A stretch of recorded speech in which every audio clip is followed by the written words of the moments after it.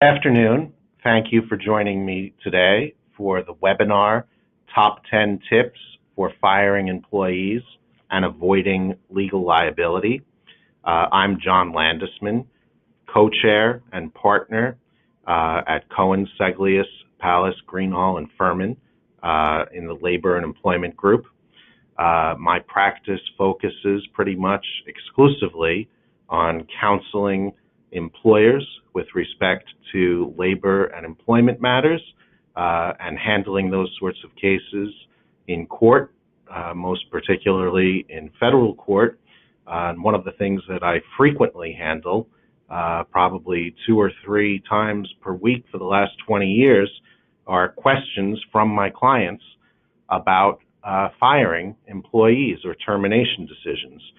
So I'm pretty much a repository of all sorts of stories when it comes to what employees have done in the workplace to get themselves in a position to be fired. So we're going to draw from my real life experiences, and I'll try to share some of that with you today so you can learn from, frankly, some of the mistakes of others, and I can pass along some of the tips that will help you.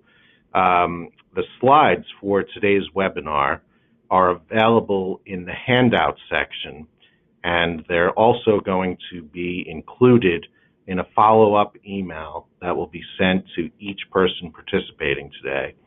And in that email, we're also going to include a link to the recording of this webinar. So if you liked it so much, you want to hear it twice, you'll have it recorded, or of course you can share it with colleagues.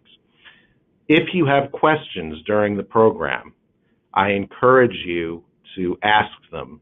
There's a question section in your GoToWebinar panel on the computer. And so instead of simply listening to me speak for an hour, the idea here, and we have, I believe, over 100 people signed up for this webinar, I'm hoping that we can have an active dialogue and questions and answers. I would love to hear from you with questions. I'll address questions as they come in, of course, to the extent that time allows.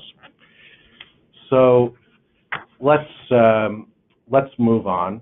You should be seeing, of course, the slides as I'm clicking through them. The first slide is just a picture of me and my bio, as I already told you what I do. Now we're going to get into some of the substance. So with apologies to really my favorite late night talk show host of all time, David Letterman, we are going to do a top 10 list, and it's going to be a countdown, essentially starting at number 10 and working our way to number 1. So let's get right into it then, shall we? Number 10, don't rely on employment at will. I'm sure everyone on the line knows that employment at will is the rule of law in just about every state. Pennsylvania, New Jersey, New York. We have people calling in from, what's employment at will?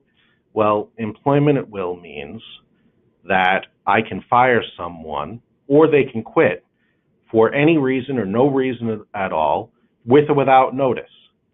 So you may hear people say, well, I can terminate an employee under the employment at will rule just because I don't like the color of that employee's tie.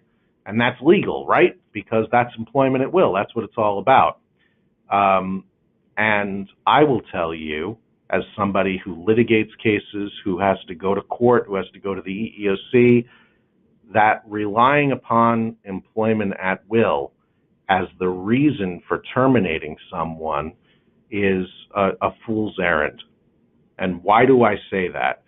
Well, if I don't have a legitimate, non-discriminatory business reason, if I can't articulate, I terminated this person for poor job performance, they were really bad at their job, or they were habitually absent or late for work, if I can't articulate that legitimate, non-discriminatory business reason, and I just tell the jury or the judge or the EEOC investigator, I terminated this person just because they're at will, just because I could, judge, well, that invites the employee to make a claim, to make a claim that they were terminated for some unlawful reason, that they were terminated because of disability leave they took, or because of their race, their religion, their age, or because they engaged in some sort of whistleblowing and you're retaliating against them.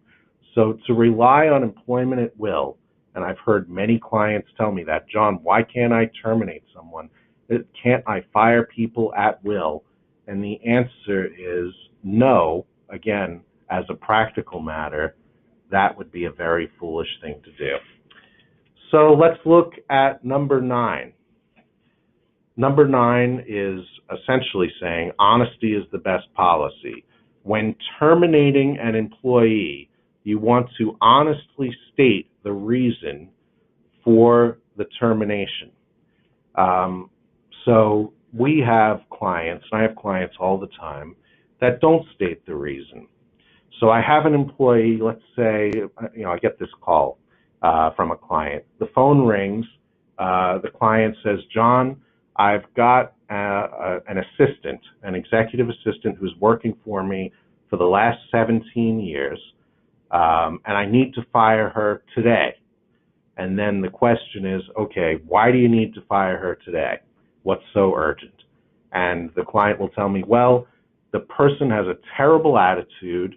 The production just isn't there. We're a high volume office. We have a lot of work to do. We need people who can multitask and work with a lot of energy and focus.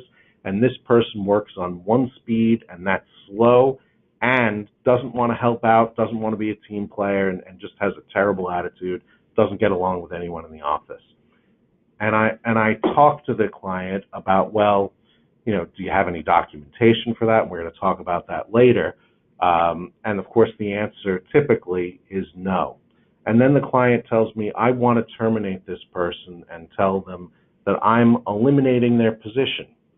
And I ask them, if you eliminate their position, who's going to do all that work? You just said you have a fast-paced office with a lot of work. And the answer is, well, I'm not really going to eliminate the position. I'm going to hire someone else. And instead of calling them an executive assistant, I'll call them a secretary. I'll call them some other position. When we're not honest with the employee and we don't tell them we're terminating you because your job performance stinks, for lack of a better word. We wouldn't use those blunt words, but we would tell someone you're not performing up to standards. You're not doing, you're not meeting our expectations. If we're not honest with the person and we can't look that person in the eye and we give them a reason that's sort of watered down, and the most common reason is to say we're laying you off because things are slow, it's a lack of work. Why do my clients do that time and time again? Tell people I'm laying you off for lack of work, when really it's a performance issue. It's because of human nature. Your supervisors, HR managers, you don't want to look at someone across your desk and have an uncomfortable conversation and tell them, we have to fire you because you're not doing a good job. It's much easier to tell them, it's not you, it's me. It's me because we have to trim down on our workforce because we just don't have enough work. When you provide inconsistent reasons to the employee, what does it do? It creates a situation where it's inviting litigation, because then when the employee brings a lawsuit and challenges the reason and says it wasn't because of lack of work, it was because of a discriminatory reason, and then it's incumbent upon me, defending the company, to try to defend the reason that you said and show that it is a layoff when it really isn't a layoff, well, then we're already behind the 8 ball because we're not being completely honest. So be honest. Honesty is the best policy. Avoid the temptation to, skirt or walk away from confrontation. Sometimes managers and HR managers and supervisors, you need to engage in that confrontation. You need to break the bad news to the person in a blunt way in order to protect your company. The other thing that I see people do, and again, it goes back towards wanting to avoid confrontation, wanting to avoid making difficult decisions, is to say, I've got a problem person in my purchasing department. They're doing a really bad job. And instead of just disciplining the person and ultimately terminating them, the employer adopts a middle ground, like transferring them to another department or demoting them and cutting their pay. I can tell you from 20 years of experience that demoting people and lateral transfers doesn't work. It's not a long-term solution.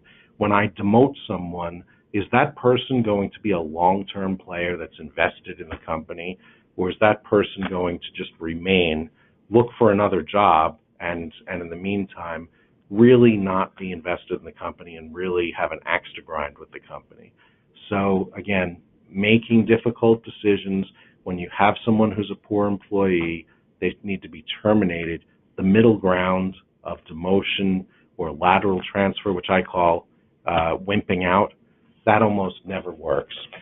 Let's see, before we go to the next slide, I've got a question here. I'll read it aloud for the group.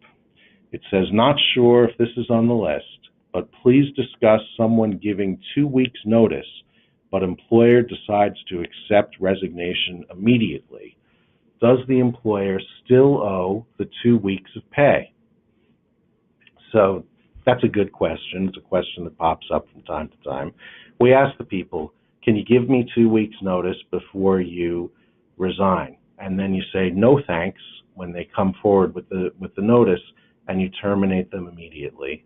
Legally, and this I assume goes back to the employment at will, do we have to pay the person for the 2 weeks? Do we have to pay them that compensation? And the answer is no. Legally, if they say, I resign, I'm giving you 2 weeks notice, you can show them the door immediately and you don't have to pay them. That's the legal answer because they're an at-will employee. But is that what we want to do? Just because you're legally allowed to do it doesn't mean that from a business perspective or a human resources perspective, that's what you should do. And I would submit to you that in this instance, you wouldn't want to do that, because if you show someone the door who's giving you 2 weeks notice, all your other employees are watching that happen. All your other employees, when they see that happen, are going to learn the lesson, and they're going to say, we're not giving notice. So you're going to start to see all of your employees leaving the company without giving you the 2 weeks notice. And so to avoid that situation, I recommend, if you don't want to keep them around, unless there's some extraordinary circumstance, you caught someone stealing or something like that. Otherwise, when they give 2 weeks notice and you don't want them to still work there, I'd pay them out for the 2 weeks. Good question. Thank you. And again, I welcome questions throughout the presentation today. So let's take a look, continuing with our top 10 list. We've done 10, 9, and so here we go, 8. Number 8, again, tips for firing employees and avoiding legal liability. Document, document, document.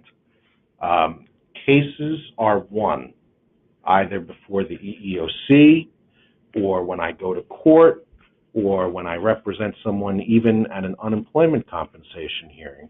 Cases are won, cases are lost based upon documentation.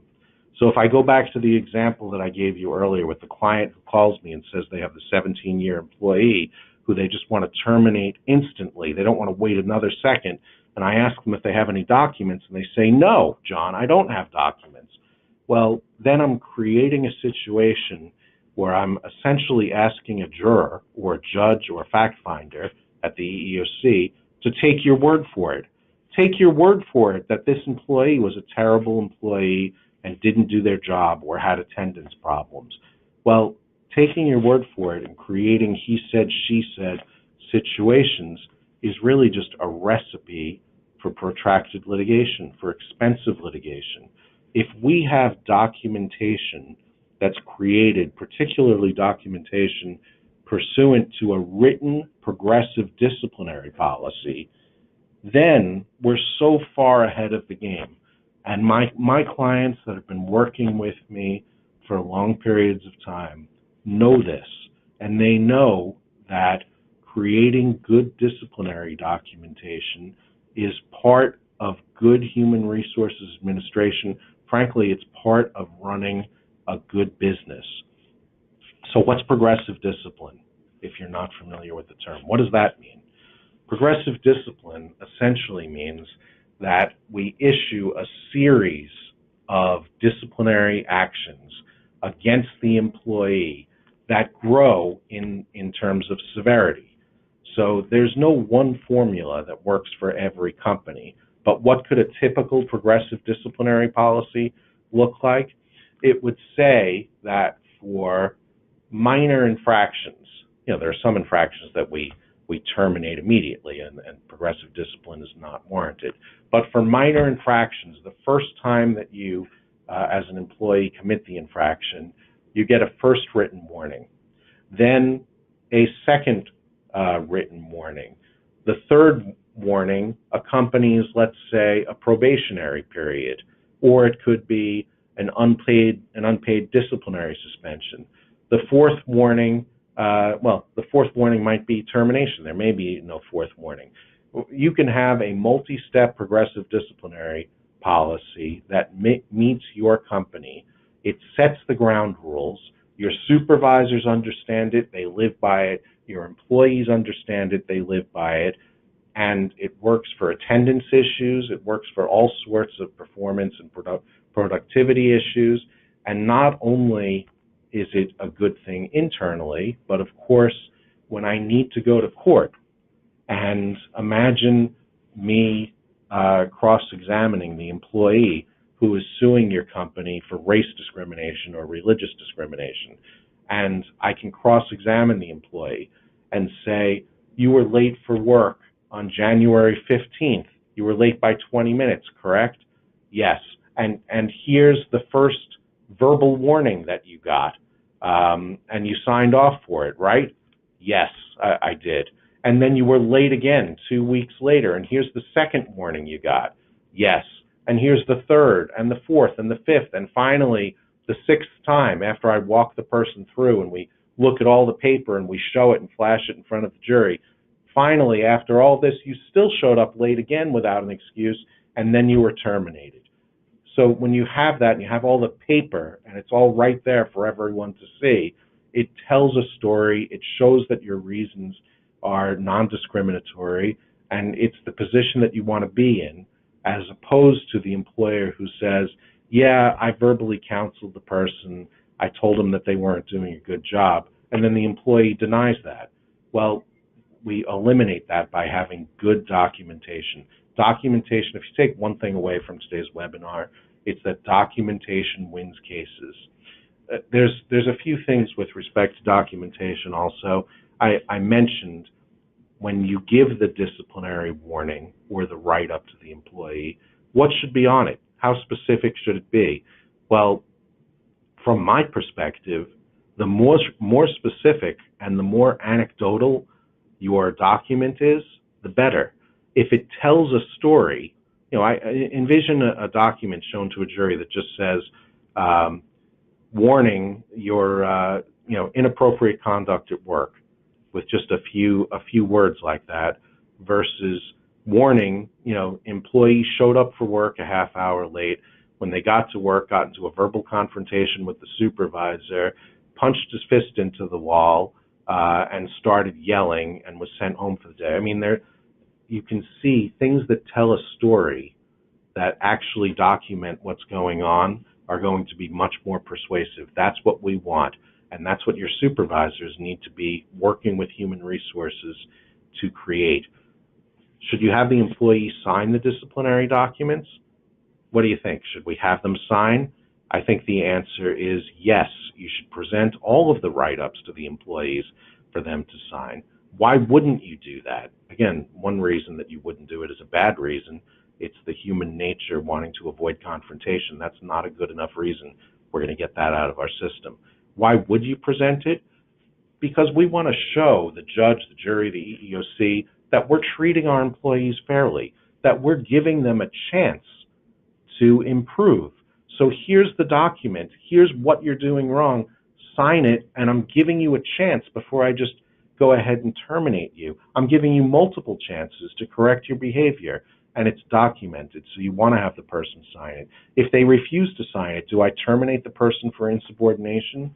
No, I think that's going too far. I think if the person refuses to sign, then I would simply sign for them.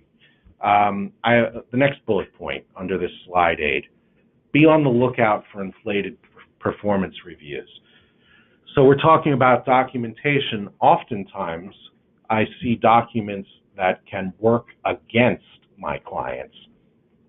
So that's particularly the case with performance evaluations.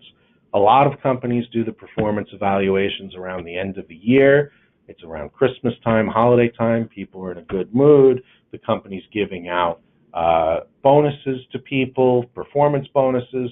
Who wants to sit across the desk or across a conference room table from an employee and tell the employee your job performance this past year wasn't a 4 out of 5, or it wasn't even a 3 out of 5 on an overall rating? You were a 2 or a 1, and as a result of that, you're not going to get any Christmas bonus. You know, Merry Christmas, go home to your family and tell them that. Nobody wants to be the bad guy and deliver that message. And so systemically, I see clients giving out inflated performance reviews, and they act to hurt the company when they want to say that they're terminating the person for poor performance. You know, I terminated this person for poor performance, Judge, but, you know, every year for the last 10 years, the person scored a 4 out of 5 on their overall performance evaluation, and every year for the last 10 years, they've received the same bonus and the same cost of living adjustment raise that every other employee who's similarly situated has seen. Well, that doesn't tell the story. You want the documents to reflect reality. The documents need to tell the story. That goes in completely in line with the next bullet. Surprises are a bad thing.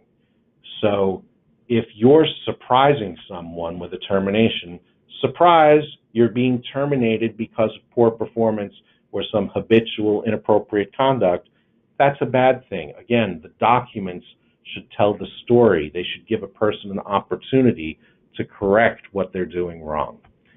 Should I use termination letters? It's a question that I'm often asked. If I had everyone live with me here, I'd ask for a show of hands. Who uses a termination letter each and every time we terminate an employee's employment? If I do use a termination letter, what should be in it? Should I include a specific and drawn out explanation of why I terminated the person? So I would say that in most cases, there are some exceptions, but in most cases, the employer is in a better position if it does provide a written termination letter that states the reason for the termination. And again, that's consistent with the idea of progressive discipline, with the idea of documenting attendance and disciplinary issues that lead up to termination of employment, or performance issues for that matter. Let's take a look at our next slide. Item number 7, recognizing liability issues. So when we're terminating employees, we need to be on the lookout for all sorts of minefields or potential liability issues. Here are the most common ones. So medical issues. If I'm going to terminate an employee who recently took a medical leave of absence, or who recently suffered a work-related injury and went on workers' compensation, what's the result of that? What am I doing to myself? I'm essentially setting myself up for a case for retaliation. So remember what retaliation is all about. You know, the person engages in some protected conduct, or makes a protected complaint, or takes time off that's protected under Workers' Comp or Family Medical Leave Act. And then retaliation is essentially, I'm punishing you for engaging in that protected conduct, or making that protected complaint, exercising your rights. And so the timeline And the timing of terminations, when it comes to retaliation especially, is critically important. If the person takes a leave of absence because they're pregnant, or the person comes forward and complains about harassment, my supervisor won't stop asking me out on dates, my supervisor is glaring at me and looking at my behind or looking at other body parts, and then within a very short period of time, that person is terminated, those are clear liability issues that need to be avoided. We need to think about timing very carefully before you implement any termination. Let's take a look here at another question that came in. I think there are a few of them, actually. I'll get to one, though, so I'm going to read it aloud. And don't get these in advance, so let's see what it says. Can you summarize a situation of legally prescribed drugs, Xanax, and the issues when it changes the productivity and demeanor in front of client, on the phone with clients? Okay, so what I take from this question, I have someone who's a long-time employee. The person maybe took some time off or didn't take time off, but has anxiety, bipolar issues. It's pretty obvious to everyone in the office the person is having psychological issues. So then the person takes a prescribed drug, Xanax in this case, because of the drug.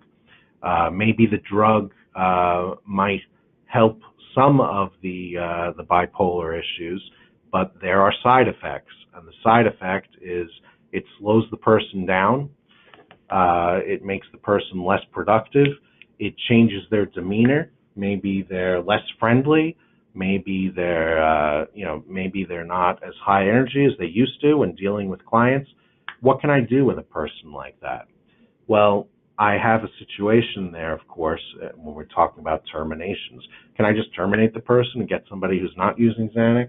Well, of course, it's not that easy just to snap your fingers and say, we're going to do that. But what we can look at in that case, and we'd have to analyze, is the Americans with Disabilities Act.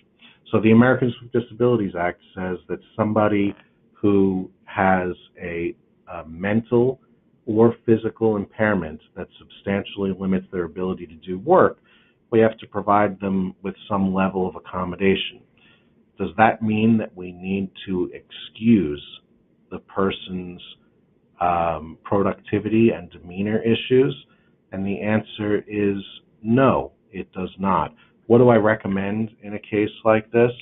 Well, we need to get documentation carefully through the employee from the employee's healthcare provider, find out exactly what the diagnosis is, what's been prescribed, and we'll provide whatever accommodations we can in terms of, does the person need a modification to their work schedule? Do they need more time off? Unpaid, of course. Do they need more break time? And we can look for different ways to accommodate the person, but one accommodation that we're not going to make is to excuse poor performance or poor productivity or poor attitude. And so what do we do with a person like that? We create documents. It goes back to the last issue. Document, document, document. I want to document that the person is not productive. I want to document that the person gave a bad attitude to the client or the customer. I want to create these progressive series of documents and disciplinary actions that lead up to termination. I don't have to excuse the person's bad conduct simply because they take prescribed drugs or because they suffer from a disability. I can document and I can lead up to termination and get the person out if they're not performing their job. You have to be very careful. We have to think about timing, but it can be done, and it can be done effectively. Let's take a look at item number 6 on our top 10 list. Don't litigate, investigate. So what do we mean here? Well, workplace investigations, and a lot of times companies won't be formal and say, oh, I'm conducting an internal investigation. But there are workplace investigations that go on and surround many incidents in the workplace. It can be an episode of workplace violence. It can be something relating to discrimination or harassment, and an employer generally needs to know how to conduct an investigation, how to do so effectively, promptly, and with the right documents in order to avoid claims for discrimination or avoid litigation. A proper investigation is very important. So what does a proper investigation look like? And we could have a whole webinar just on this topic alone.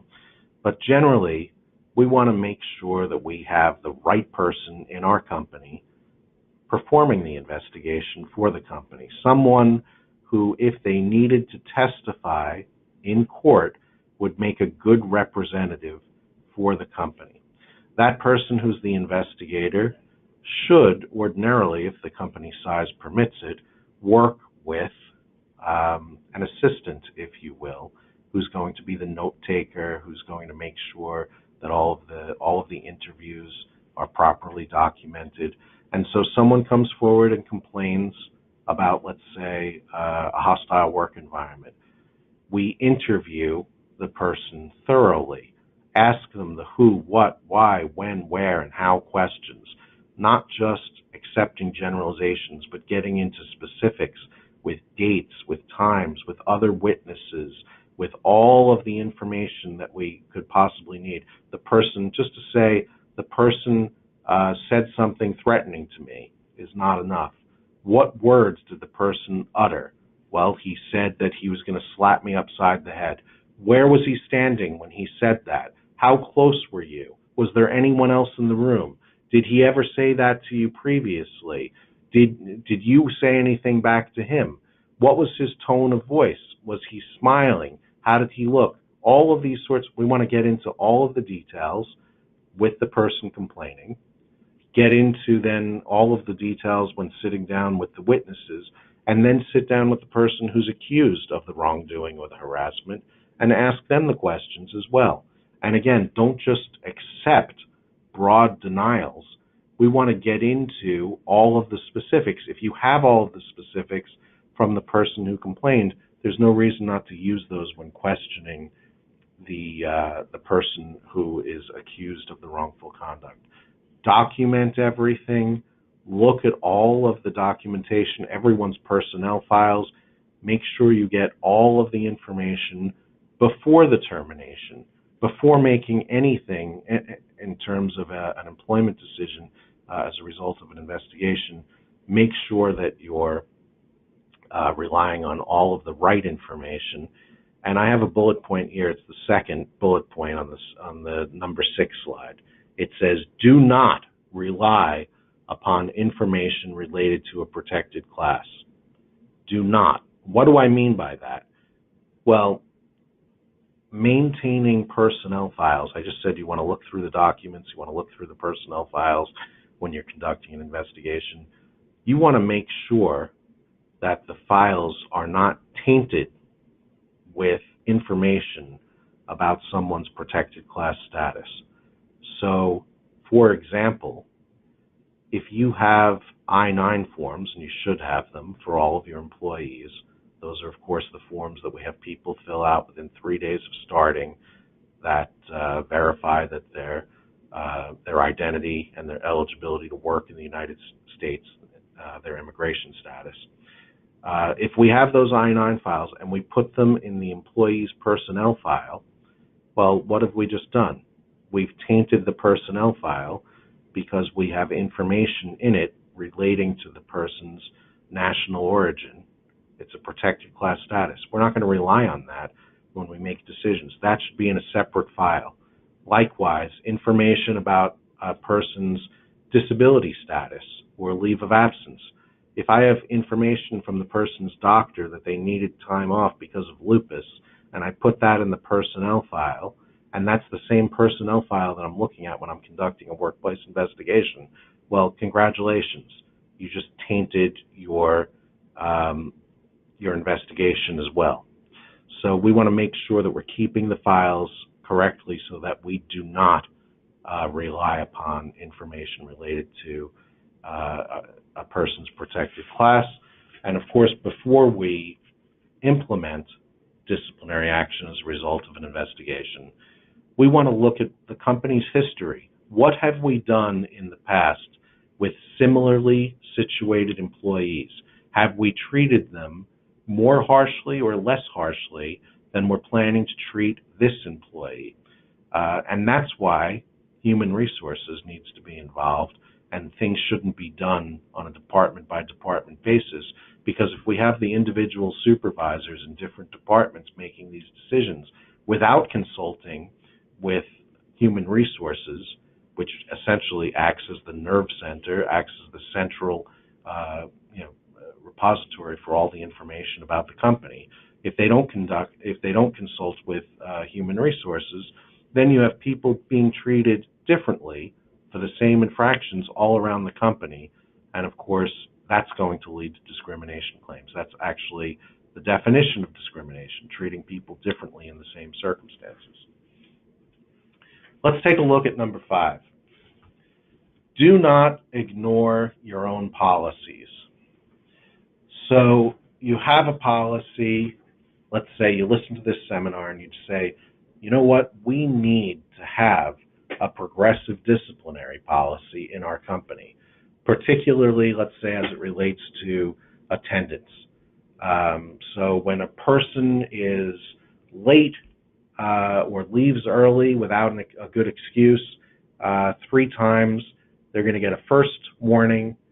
They do it another 3 times, they're going to get a second warning, and another 3, and they're going to get terminated. So we have a progressive disciplinary policy. We're going to put that in writing, and we're going to implement that. And then the person is late 7 times, you get annoyed and you go ahead and you terminate them, even though the policy said you can't do it until 9 times. If you don't follow your own policies and you say, well, I have a right to do this because the policy isn't isn't a contract, and the whole employee handbook says that it's not a contract, it's just for guidance purposes. These people are all at-will employees. I can terminate them for any reason or no reason. And this isn't a discriminatory reason. I'm terminating the person because they're late 7 times. I can tell you that technically might be the law, and you might be correct with some of those assertions from a purely legal perspective, but a judge, or especially a jury, is not going to look fondly upon any company that doesn't follow its own policies. I've been in court in front of juries where the plaintiff's lawyers, who love to bring projectors with them to court, they'll blow it up on a big screen and they'll say, here's the employer's policy, here's the steps that it set out, all of the rules, and it didn't follow those steps.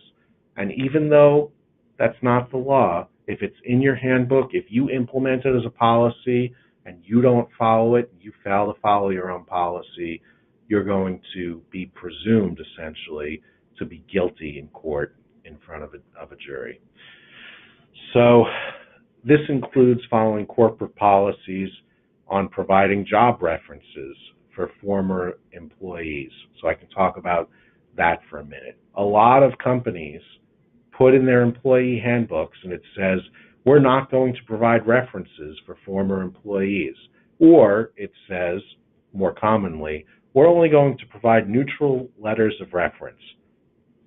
So we're only going to tell a prospective employer the dates of employment and the salary history and the job title, but we're not going to comment on the person's performance or anything else. If that's what it says in your handbook, but then you have supervisors who are acting in degradation of that, so they're essentially giving informal job references, well, then the employee who doesn't get the job reference, who only gets the neutral letter of reference, is being treated differently. Being treated differently under the same circumstances as another employee sounds like it's a recipe for a discrimination case. So make sure, it's just an example, make sure that the policies that you have reflect reality. If you're going to provide job references, and there is qualified immunity for job references for defamation claims in Pennsylvania, if you're going to provide job references, fine. Don't put in your handbook that you're not going to provide them. Make sure that the handbook matches reality. I have a fourth bullet point here under slide number 5, saying a special note regarding employment agreements and employees who are subject to collective bargaining agreements. So our employees who are lucky enough, let's say, to have an employment agreement, are they at-will employees? Well, the answer is, and I know people hate to hear this answer from lawyers, the answer is it depends. It depends upon the specific terms and conditions that are set forth in the employment agreement. I write employment agreements all the time for clients that will say that the employee is an at-will employee, and nothing in the employment agreement should be deemed or construed to alter or affect the at-will status of the person. Other employment agreements say exactly the opposite. They say you're going to be employed for a specific term, a 2-year term, and you can't be terminated except for cause. And then cause is defined. It can mean gross insubordination. It can mean being arrested or convicted for certain crimes, usually a crime of moral turpitude. We can have all different definitions of what constitutes cause and create a situation where someone is not an at-will employee. Generally, I would reserve those sorts of employment agreements for only the highest level executives in your company. Everyone else in the company, even if they have an employment agreement, should be an at-will employee.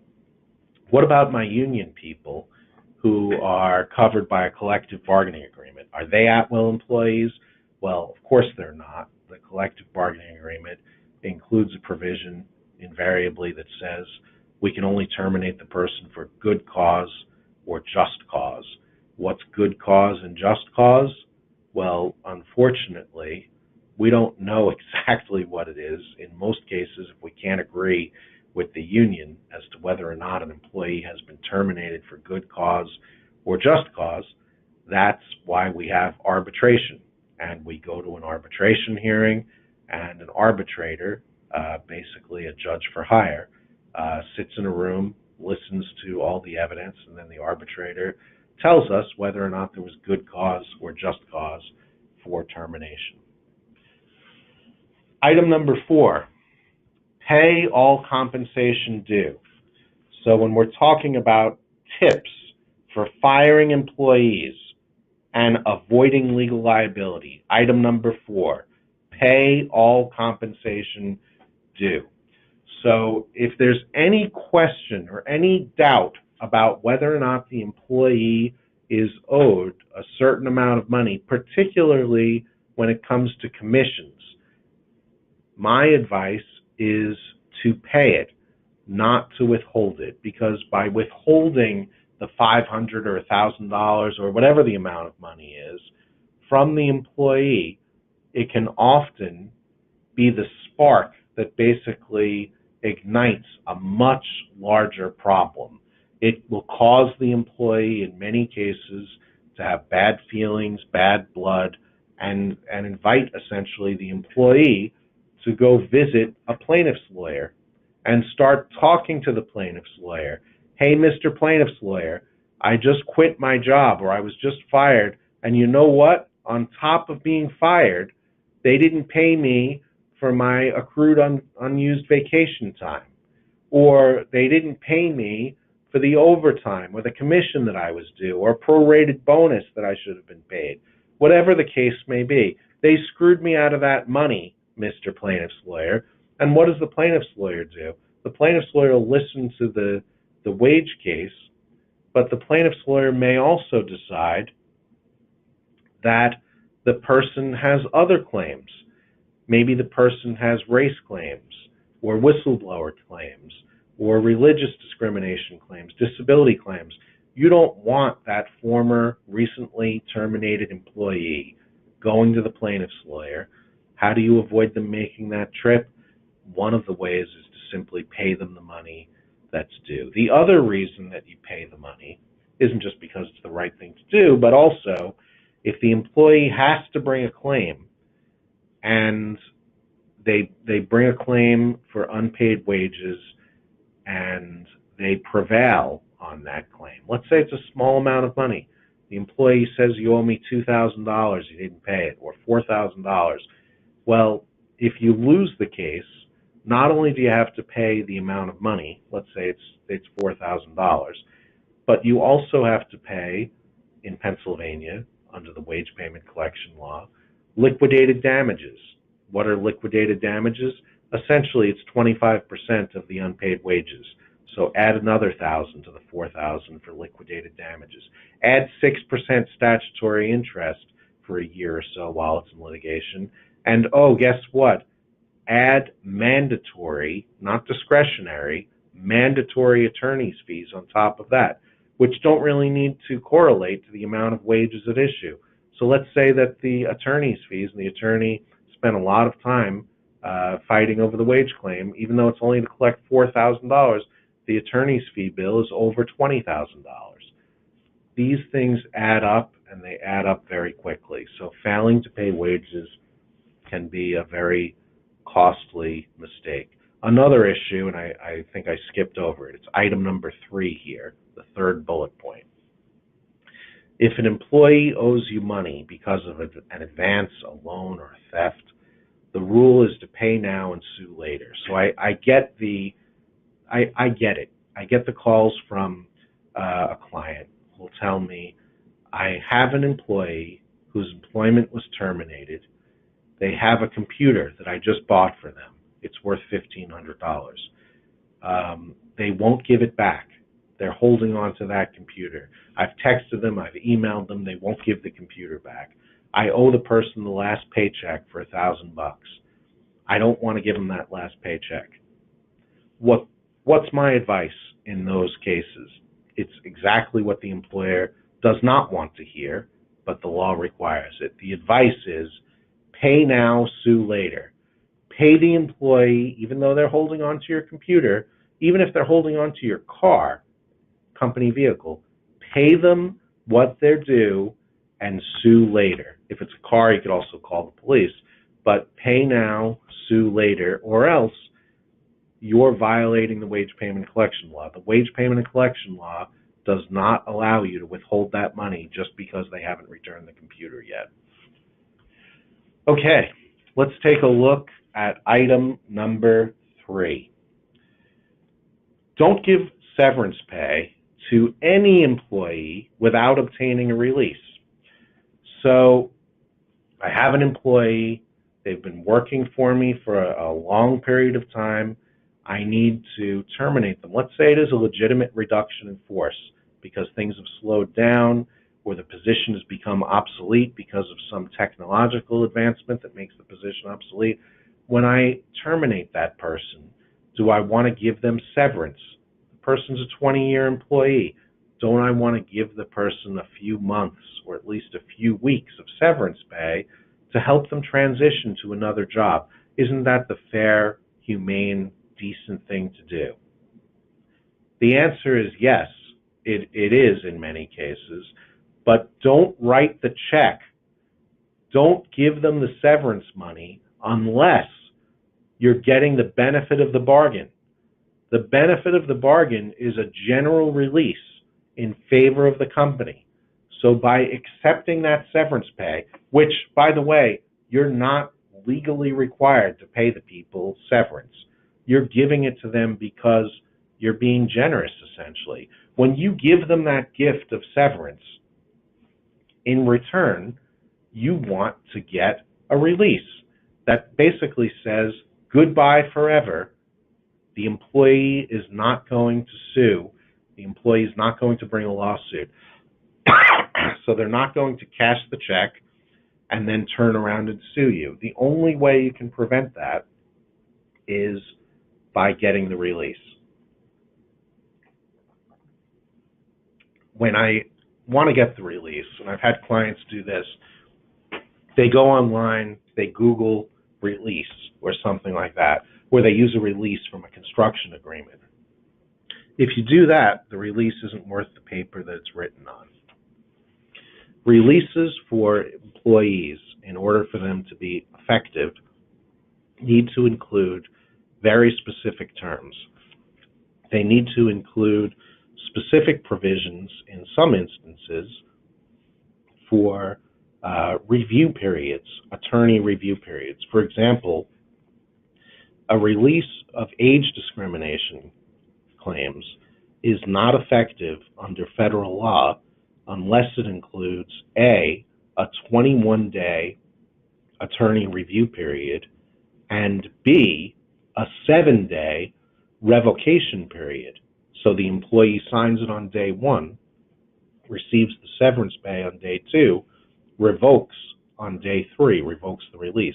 That's why, for example, with age discrimination claim releases in particular, we don't want to pay the severance pay until at least the 8th day following the release. Let's take a look at item number 3.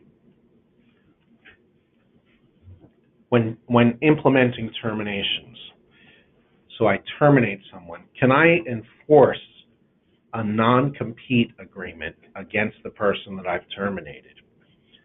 So there are some states, and Pennsylvania is one of them, that look at the circumstances surrounding termination. Remember, non-compete agreements. What's a non-compete agreement? Just so everyone is familiar with it. Sometimes they're called restrictive covenants.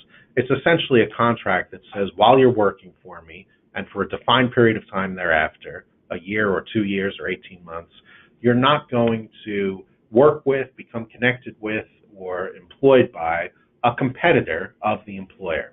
So you're not going to work for a competitor for 2 years after you stop working for me. Well, if I terminate the employee, and I'm basically telling the employee, I'm terminating you because you're a salesman and you have poor productivity, you're worthless. But then that's on one side of my mouth. At the other side of my mouth, at the same time, I'm saying, Judge, I need an injunction to enforce this restrictive covenant, this non-compete agreement, because this employee poses a true competitive threat to me and shouldn't be allowed to go work for one of my competitors and steal all my business. Well, those two things are completely inconsistent. To say you stink in terms of your performance, so I'm firing you, but oh, by the way, you're also a real competitive threat. So if I terminate someone for poor job performance in Pennsylvania, does that make it an automatic that I can't enforce the non-compete? The answer is no, not in Pennsylvania. It can vary in different states. But it will be one factor that courts look at to determine whether or not the agreement is going to be upheld. I have another couple of bullet points here about non-competes. The second one says, make sure your agreement is valid to begin with. So here's a very common problem with non-compete agreements. I hire a new employee on January 1st. They work for me for January, they work in February, and then March 1, I present the person with a non-compete agreement and I have them sign it. And they continue working for me for another couple of years, and then they quit and they go work for a direct competitor and try to steal all my business. Can I enforce that non-compete? That's the question. The answer is no. I likely cannot enforce the non-compete because in Pennsylvania, a non-compete is enforceable only in two circumstances generally. Number one, if it's right at or before the inception of the employment relationship. So in this instance, if I had the person sign it on January 1 or before January 1, before that first day of work, then it's enforceable. Or if they sign it, in this case, after working for me for a couple of months, continued employment isn't enough to make it binding. I need to give the employee something special, something that judges call adequate consideration to make the agreement binding. What's the adequate consideration? Well, adequate consideration can be a bonus. I write the person a $1,000 check. I give them a promotion. I change their job. I have to give them some corresponding benefit or money to make the non-compete binding. So you want to make sure the timing, again, is critical when you're talking about binding non-compete agreements. What about this instance? I have the person who signs the non-compete agreement on March 1st, that hypothetical person we were just talking about. I gave them a $5,000 bonus when they signed the non-compete agreement. And then I lay them off a year or two later, and I say, sorry, I'm laying you off for lack of work, and I give the person a severance agreement. Does the severance agreement cancel out the non-compete agreement? And I've seen this case where employers unwittingly or unknowingly do cancel out the non-compete agreements because most severance agreements include form or boilerplate language, including a merger clause. What's a merger clause? It essentially says this agreement supersedes all prior agreements between the parties, and all prior agreements are hereby canceled and rendered a nullity. So if I have that sort of language in my severance agreement, and I don't specifically carve out and say, provided, however, that the non-compete agreement entered into between the employer and employee dated January 1, whatever year, shall remain effective. If I don't include that carve-out, my severance agreement can render null my non-compete agreement. Number one, so this is the top 10 list. Usually the number one is something funny and witty when David Letterman did it. Of course, I'm a lawyer, so doing that is completely beyond me. Number one, understand unemployment comp eligibility. So we want to think about unemployment compensation, not when we get the claim. We get that little yellow sheet of paper, although now we get it electronically, that says employer's questionnaire when the person files the claim for unemployment comp. That's not when we want to start thinking about unemployment comp. You want to understand globally and put this into the whole calculus of when you're making your decision to terminate the person, how much severance you're going to give them and whatnot. And so you need to understand in what circumstances will an employee be eligible to receive unemployment compensation benefits. Generally, poor performance is not going to render the person ineligible. What are we looking for to render the person ineligible? Willful misconduct. So here are the rules, you know them, and you willfully violated them. That's what they're looking for to make the person ineligible. Or if the person voluntarily quits their work and does so without a good reason. What the law says is if you do so without a necessitous and compelling reason and you quit, then you're ineligible. If you're self-employed, so if the employee goes out and starts their own business, even if they're not paying themselves, even if the new business doesn't turn a profit, the self-employment makes them ineligible. The other thing, of course, for unemployment comp, just like in any other forum that we talked about earlier, is the documentation. Document, document, document. So that was number one, so you think we're done. But wait, everyone, there's more. The logistics of a termination meeting. This is my bonus tip. So I'm not giving you 10 tips, it's really 11. I cheated. What's the logistics of a termination meeting? Real quickly, because we're about to run out of time. Well, when I terminate someone, I don't want to do it right in the middle of the factory floor. I want to choose a private location. I want to choose a time that's not so busy. I want to coordinate with IT and have them shut the person out of the system while I'm meeting with them. Generally, I want to have two people to perform the deed of termination. It should be a short meeting. It's not a negotiation. It's not the time to review history. It's basically the time to provide a notification. I'm sorry, today's your last day of work. It's not, I'm sorry, you're fired. The words "you're fired" or "you're terminated" are unnecessarily harsh. We don't need to use the word "you're fired." This isn't the Celebrity Apprentice where we're going for the drama. We don't want to leak information out. We don't want to start the rumor mill churning before we meet with the person. We want to keep that meeting short, and preferably, unless there's some sort of really compelling reason, we don't want to terminate people by email, certainly not by text. I can't imagine poorer form than that. Doing so by telephone is also pretty bad form. So let me wrap things up with a couple of closing remarks. First, I want to thank everyone for joining today. We have a bunch of questions that I didn't get to. If you want to send me an email, I'd be happy to respond. I hope you found the information today beneficial. Again, the slides are available, and there'll be a link that will be recorded and circulated to you tomorrow, so keep an eye out for that link. Cohen Seglias is going to be offering additional webinars on more topics to be named in the future, in the coming months, so please keep an eye out for invitations. And of course, feel free, I know I already work with many of you who called in today, but feel free to contact me with any questions about any of the topics covered here today or any of your labor and employment issues generally.